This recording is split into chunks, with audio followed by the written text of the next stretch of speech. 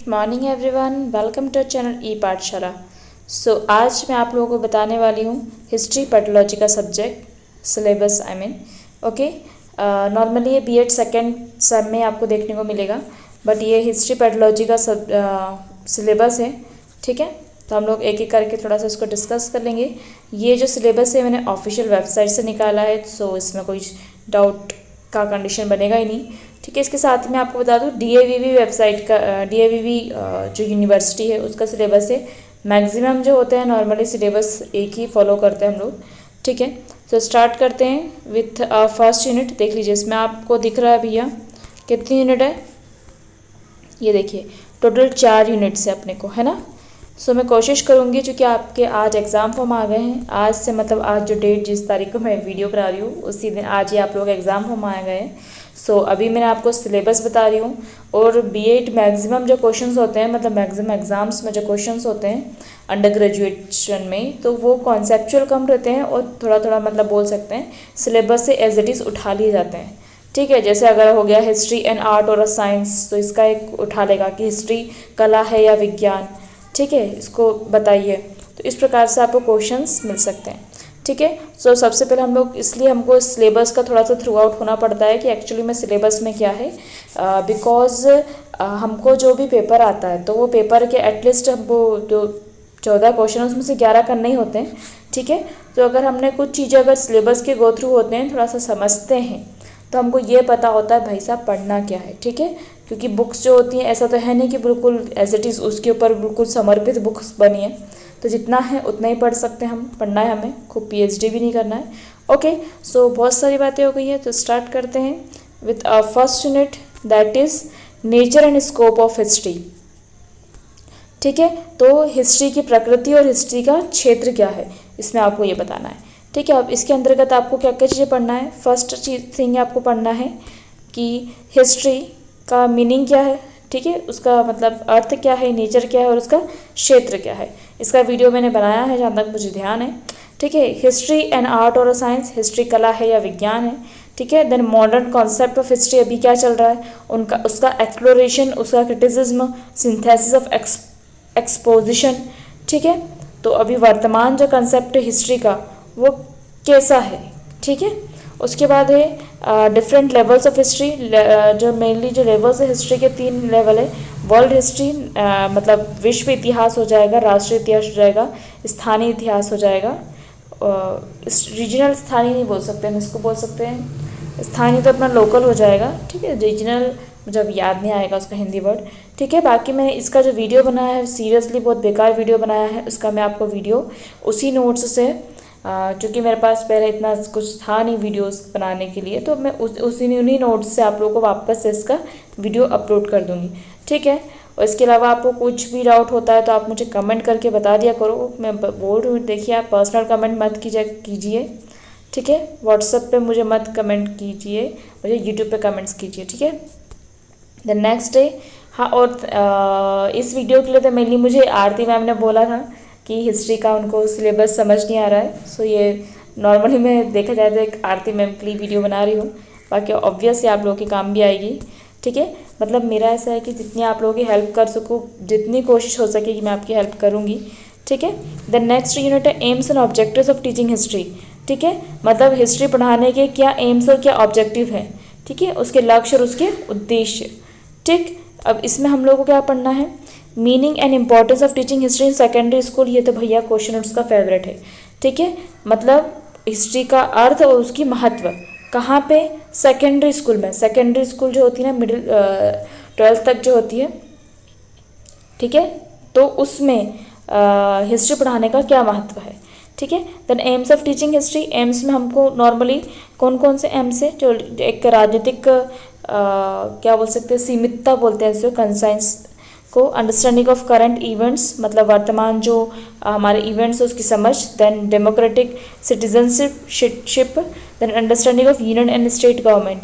ठीक है, तो इसको मैंने बहुत शॉर्ट में आप लोगों को समझा है, इससे अभी तक इतना क्वेश्चन तो फंसा नहीं है, बट मुझे ऐसा लग रहा है अभी काफ़ी कॉन्सेप्चुअल दे रहे हैं, तो सामने वाला हो सकता है सिलेबस से उठा के दे दे कि what do you mean by political conscience, आप राजनीतिक सीमितता से क्या समझते हो, और मतलब हिस्ट्री को पढ़ाने में उसका क्या उद्देश्य है, इस टाइप से कुछ भी।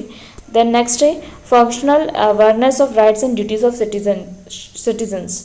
ठीक है, तो हिस्ट्री पढ़ाने से हमको कैसे हमारे जो है क्रियात्मक अवेयरनेस जागरूक होती है हमारे राइट्स और ड्यूटीज़ के।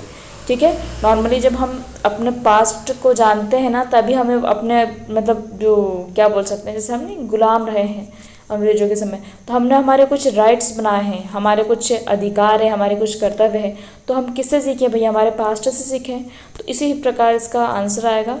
ठीक है, ऑन बिहाफ ऑफ हिस्ट्री, कि आप इतिहास से कैसे उसको रिलेट कर सकते हैं।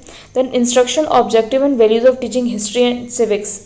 ठीक है, इंस्ट्रक्शन ऑब्जेक्टिव मतलब होता है अनुदेशात्मक लक्ष्य। क्या होता है अनुदेशात्मक मतलब भैया होता है जैसे कोई लक्ष्य है, लक्ष्य को प्राप्त करने के लिए आप जिस रास्ते से जाते हो, जिस दिशा में जाते हो, डेट इज़ दी अनुदेशात्मक। ठीक है, तो अनुदेशात्मक लक्ष्य क्या होता है। और हिस्ट्री में सिविक्स तो हमको नॉर्मली नहीं करना है, हिस्ट्री के क्या वैल्यू है अनुदेशात्मक ऑब्जेक्टिव्स में। ठीक है, इसमें नॉर्मली क्वेश्चंस आपका जाता है कि भैया नॉलेज और अंडरस्टैंडिंग में क्या डिफरेंस है। ठीक है, क्रिटिकल थिंकिंग, इसमें आपका जो क्वेश्चन है ना वो ये उठ के आते हैं, इनकी डेफिनेशन ही आती है नॉर्मली। से एटीट्यूड आ गया, इंटरेस्ट आ गया, अभिरुचि आ गया, रुचि आ गया। ठीक है, निहितार्थ आ गए, applications, analysis of this object in terms of specific behaviour of learner. ठीक है, मतलब जो अधिगम करता है, अधिगमकर्ता के लिए हिस्ट्री जो है किसके क्या शैक्षिक निहितार्थ हैं। ठीक है, हिस्ट्री पढ़ने से आपको क्या क्या लाभ हो सकता है, क्या बस हिस्ट्री में ही हिस्ट्री काम आएगा, कहीं और जगह हम इस चीज़ को अप्लाई कर सकते हैं क्या, तो ये चीज़ हम इसके अंतर्गत पढ़ेंगे। ठीक है, देन इसके बाद है spelling out instruction objective and learning outcomes. ठीक है, then history based on hobby clubs, इसमें नॉर्मली मैं बताऊँ इतना नहीं आता है, उठ के आता है ये कि हॉबी क्लब्स क्या होते हैं। ठीक है, इसके अलावा सोसाइटीज़ क्या होती है, हॉबी क्लब्स ही आता है मेनली इसमें। ठीक है, जहाँ तक कि मैंने इसके साथ वीडियो बनाई है, मुझे इतना ध्यान नहीं है। उसके बाद नेक्स्ट है कोरिलेशन का, तो मैंने पूरा एक वीडियो बना के रखा है। ठीक है, कोरिलेशन को हिंदी में बोलते हैं भैया जी समवाय, वीडियो चल रहा है ना, तो कोरिलेशन को बोलते हैं अपन हिंदी में क्या, समवाय। समवाय बोलता है मतलब एक सब्जेक्ट को दूसरे सब्जेक्ट के साथ में पढ़ना। राइट, जैसा अभी मैंने आपको बताया कि भाई हमारे ब्रिटिशर्स ने हमारे पे राज किया, फिर हमने अपने अधिकार और कानून बनाए दूसरे देशों के संविधान से लेकर, तो ये हमने हिस्ट्री में पढ़ा। लेकिन हम अपने अधिकार और कानून किस में पढ़ते हैं, पॉलिटी में पढ़ते हैं ना, राजनीति विज्ञान में पढ़ते हैं ना, तो हमने हिस्ट्री और राजनीति विज्ञान को क्या किया है, कोरिलेट किया है, तो इसको बोलते हैं भैया साहब कोरिलेशन। ठीक है, तो types of meaning and importance of correlation क्या होता है, टाइप्स ऑफ कोरिलेशन मतलब समवाय के प्रकार क्या होते हैं। कोरिलेशन मतलब हिस्ट्री और ज्योग्राफी में समवाय, हिस्ट्री इकोनॉमिक में समवाय, हिस्ट्री और लिटरेचर साहित्य में समवाय क्या है। देन को curriculum activities, that is the को करिकुलम मतलब पाठ्य सहगामी क्रियाएं जो होती हैं वो हिस्ट्री में क्या क्या हो सकती हैं। ठीक है, जैसे आप ताजमहल घूमने चले जाओ, हिस्ट्री किस पाठ्य सहगामी की क्रिया की बात करें हम, सिक्कों को देख लो। ठीक है, बहुत सारी क्रियाएं होती हैं हिस्ट्री में, तो मॉडल्स वगैरह हो गए हैं, वीडियोज़ हो गई हैं, पिक्चर्स हो गई हैं। ठीक है, बेस्ड ऑन ट्रू स्टोरीज जो होती हैं। ठीक है, उसके बाद importance of organisation of field trip and visit, ये आ गया भैया कि उनका महत्व क्या है। जो हम फील्ड ट्रिप मतलब जो भ्रमण पे जाते हैं या विजिट पे जाते हैं, घूमने जाते हैं, तो उसका क्या महत्व है हिस्ट्री में। देन यूनिट थर्ड अपनी आती है instructional design and teaching history and civics. अब डिज़ाइन है, ये निर्माण है, इसे अनुदेशात्मक जो डिज़ाइन बोल सकते हैं, डिज़ाइन द सेंस संरचना। ठीक है, मतलब इसका हिंदी का अगर सीधा सीधा बोलूँ तो इतिहास शिक्षण में आदेशात्मक या अनुदेशात्मक संरचना क्या हो, तो उसको हम इसके अंतर्गत पढ़ेंगे थर्ड यूनिट में। ठीक है, तो इसमें नॉर्मली हमको लेसन प्लान वगैरह कैसे क्या बनाने हैं इसके अंतर्गत आते हैं। ठीक है, लेसन प्लान क्या होते हैं। ठीक है, उसके बाद उसकी स्टेजेस क्या होती हैं, उसका सिलेक्शन हम कैसे कर सकते हैं। ठीक है, उसके बाद कौन सा हम डिवाइस या असाइनमेंट का उपयोग कर सकते हैं, तो उस मतलब कुल मिला के हमको भैया पाठ योजना कैसे क्या बनानी है उसके बारे में। ठीक है, नेक्स्ट रिसोर्स यूनिट क्या होती है और यूनिट प्लान क्या होता है। रिसोर्स यूनिट संदर्भ यूनिट बोल सकते हैं इसको। ठीक है, वैसे तो ये इंग्लिश में लिखा आ सकता है आपका रिसोर्स यूनिट, और यूनिट प्लान भी इंग्लिश में लिखा आता है। ठीक है, तो इन दोनों का भी मैंने वीडियो बनाया हुआ है। देन उसके बाद हमारा इवोल्यूशन इन हिस्ट्री।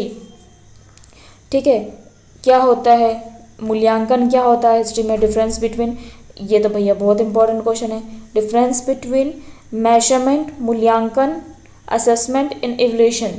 ठीक है। इन सभी में ये देखिए मेजरमेंट होता है मापन, ठीक है। ये होता है असेसमेंट, मतलब होता है अवमूल्यन, और इवोल्यूशन मतलब होता है मूल्यांकन, ठीक है। तो इनमें क्या डिफरेंसेस है वो हम लोग देख लेंगे, ठीक है। Then characteristic of good measurement, एक अच्छे मापन के क्या गुण होते हैं, ठीक है। डायग्नोस्टिक टेस्ट क्या होता है, रेडीमेड टीचिंग क्या होता है, ये सब जो होता है पढ़ाने के लेसन प्लान में हम क्या क्या कैसे क्या पढ़ा सकते हैं वो सब चीज़ें इसके अंतर्गत आती है, ठीक है। तो नेक्स्ट अपने आती है भैया यूनिट, लास्ट यूनिट है हमारी 4th unit, that is the methods technique and instruction material of teaching history and civics.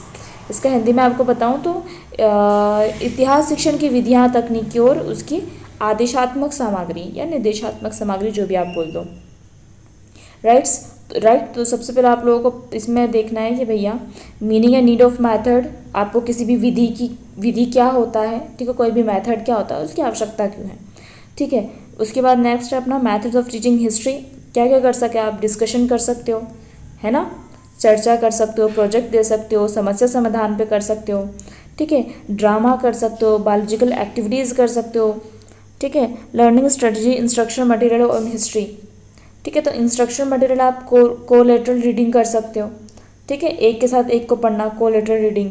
आप किसी के ऑटोबायोग्राफी पढ़ सकते हो, ये भैया ऐसे क्वेश्चन आते हैं कि ऑटोबायोग्राफी क्या होता है, ठीक है, और ऑटोबायोग्राफी से आप हिस्ट्री कैसे पढ़ा सकते हो।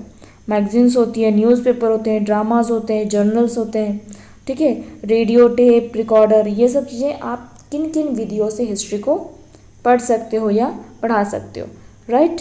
देन नेक्स्ट आता है types and procedure of using map picture. अब ये भी पढ़ाने का ही तरीका है ना, मतलब आप हिस्ट्री को पढ़ाते हो तो भैया आप खुद सोच के देखो ना, अभी आप पढ़ाओगे अगर हिस्ट्री को तो आप यूज़ कर सकते हो या नहीं, किसको यूज़ करोगे आप, कोई मैप हो गया, कोई पिक्चर हो गया, कोई चार्ट हो गया, मॉडल हो गया, कोई फिल्म दिखा रहे हो, कोई स्ट्रिप दिखा रहे हो, कोई डायग्राम दिखा रहे हो, ठीक है, या फिर ऑडियो विजुअल एड्स फिल्म्स वगैरह हो सकते हैं, ठीक है। जैसे आप हिस्ट्री रूम क्या होता है भैया, ये भी क्वेश्चन आता है, हिस्ट्री रूम क्या होता है, meaning and importance of planning equipping, ठीक है। तो इसमें नॉर्मली हिस्ट्री रूम जो होता है, इतिहास कक्ष क्या होता है वो आता है, उसका मीनिंग एंड इम्पोर्टेंस आता है। Then computer multimedia package and internet as an instruction aid, तो आप हिस्ट्री बनाने में कैसे कंप्यूटर मल्टीमीडिया का यूज़ कर सकते हो, कैसे इंटरनेट का यूज़ कर सकते हो, ठीक है। तो इसमें तो आप मन से ही बहुत सारा लिख सकते हो, but you have to remember कि आपको हिस्ट्री के बिहाफ में लिखना है, ठीक है। तो ये हमारा हिस्ट्री का सिलेबस हो गया, इसको मैं सिलेबस को प्लेलिस्ट में डाल दूँगी, हिस्ट्री की जो प्लेलिस्ट है उसी में डालूँगी मैं, ठीक है।